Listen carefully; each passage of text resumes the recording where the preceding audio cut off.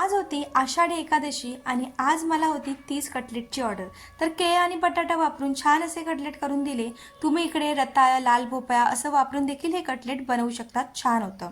तर चला याची रेसिपी तुम्हाला दाखवते. तर हे आहेत उपवासाचे कटलेट. तर यासाठी आपल्याला हिरवा मसाला करून घ्यायचा आहे. तर मिक्सरच्या भांड्यामध्ये मी घेतलं आलं, मिरच्या आणि जिरं याचा आपण बनवणार आहोत मसाला.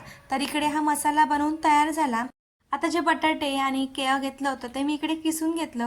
इकडे हे सगळं किसूनच घ्यायचं आहे, कारण जर आपण ना मॅश करून घेतलं तर यामध्ये मोठे मोठे फोड येण्याची शक्यता असते आणि ते खाताना चांगले लागत नाही. इकडे जो मसाला हिरवा केला होता तो घातला, लिंबू पिळून घेतलं, चवीपुरतं मीठ घातलं. बाइंडिंगसाठी मी इकडे वापरते राजगिराचं पीठ.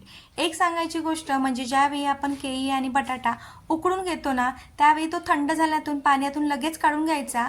जास्त पाणी जर यामध्ये राहिलं ना तर खूप बाइंडिंगसाठी पीठ आपल्याला लागेल आणि चवीला देखील हे कटलेट चांगले लागणार नाहीत. तर जेवढं बाइंडिंगसाठी पीठ लागेल तेवढं आपण घालून घेतलं आणि आता हे सगळं एकत्र करून आता ह्याचे आपण कटलेटचा शेप देण्यासाठी इकडे वाटीचा वापर करूया, म्हणजे सेम आकाराचे इकडे कटलेट बनवून तयार होतील.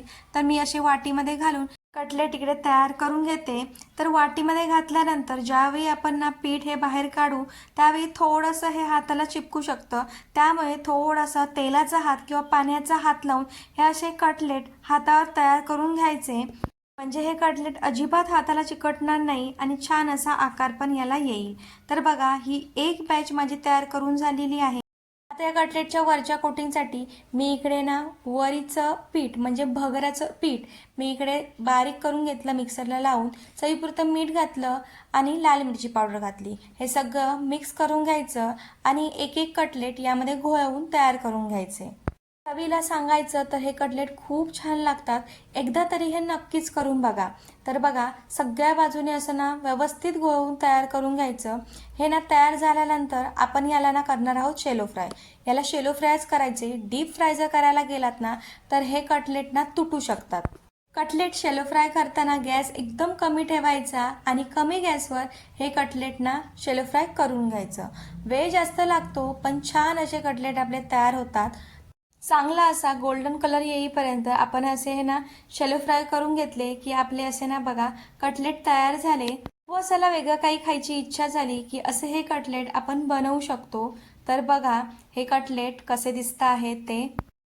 आता दोन्ही साईडला मी इकडे पॅन ठेवून मी कटलेट तयार करून घेते आहे, म्हणजे हे कटलेट करायला देखील वेळ थोडा जास्त लागतो. तर हे ना कटलेट ना तुम्ही खोबऱ्याच्या चटणी बरोबर खाऊ शकता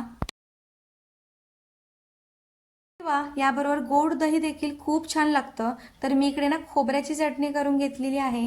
नक्कीच हे असे कटलेट तुम्ही पण करून बघा आणि व्हिडिओ आवडला तर व्हिडिओला एक लाईक नक्की करा.